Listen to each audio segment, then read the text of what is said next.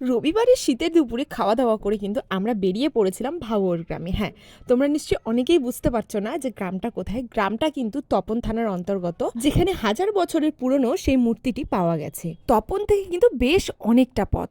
তো গিয়ে দেখি প্রচুর লোকের ভিড় ওখানে, মানে এই মূর্তিটাকে দেখার জন্য কিন্তু ওখানে প্রচুর লোক এসেছে। আর অনেকেই ফেসবুকে বলছে এইটা নাকি দেবী মূর্তি, তবে এটা কিন্তু দেবী মূর্তি নয়, এটা কিন্তু দেব মূর্তি। মানে এটা কোনো পুরুষ ঠাকুরের মূর্তি। কত বড় একটা পাথর কেটে এই মূর্তিটাকে করা হয়েছে, আর এত বছর আগে এত নিখুঁতভাবে কাজ করা আছে মূর্তিটার গায়ে, যেটা তোমরা সামনাসামনি দেখলেই বুঝতে পারবে।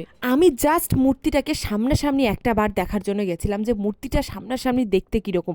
সামনে থেকে কিন্তু মূর্তিটা দেখতে অপূর্ব, আর এত নিখুঁত কারুকার্য, তোমরা কিন্তু সামনাসামনি দেখলে এটা আরো ভালো করে বুঝতে পারবে। আর তোমরা দেখো এখানে কত ভিড় হয়েছে, মানে দেখে মনে হচ্ছে যে ওখানে বোধহয় কোনো মেলা বসেছে। আমরা ওখানে গিয়ে স্থানীয় গ্রামবাসীদের সাথে কথা বলি আর জানতে পারি যে মূর্তিটা নাকি প্রথমে আদিবাসী সম্প্রদায়ের কিছু লোক পেয়েছিল, তো পরে ওনারা গ্রামবাসীদেরকে খবর দেয়, তো ওনারা গিয়ে পরে এটাকে উদ্ধার করেছে। আর যখন মূর্তিটা পাওয়া গেছিল তখন নাকি মূর্তিটা ছিল নীলাভ বর্ণ, মানে অনেকটা নীল কালারের। পরে নাকি এটা ধীরে ধীরে কালো কালার হয়ে গেছে।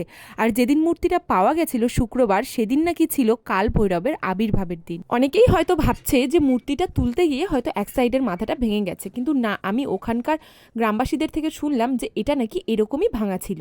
বলছি কাকু, এখানে যেদিন মূর্তিটা প্রথম পাওয়া গেছিল, কিভাবে পাওয়া গেছিল মূর্তিটা? এখানে একটা উঁচু ইট পাথর বালি দিয়ে একটা উঁচু হালকা পাহাড়ের মতো আছে। এখানে ওই গ্রামের ছেলেরা খেলছিল, খেলতে খেলতে একটা এটা কিছু অঙ্গ বের হয়। তখন ওটা কিছু বাচ্চা ছেলেরা খনন করে, তারপর কিছু বড় ছেলেরা আসে, খনন করার পর এটা তোলা পড়ে। তোমরা তো ওখানকার স্থানীয় গ্রামবাসীর মুখ থেকে শুনেই নিলে যে এই মূর্তিটাকে কিভাবে পাওয়া গেছে। আর তোমাদের যাদের যাদের এখানে যাওয়ার ইচ্ছা তারা কিন্তু অবশ্যই একটা করে কমেন্ট করে দিও।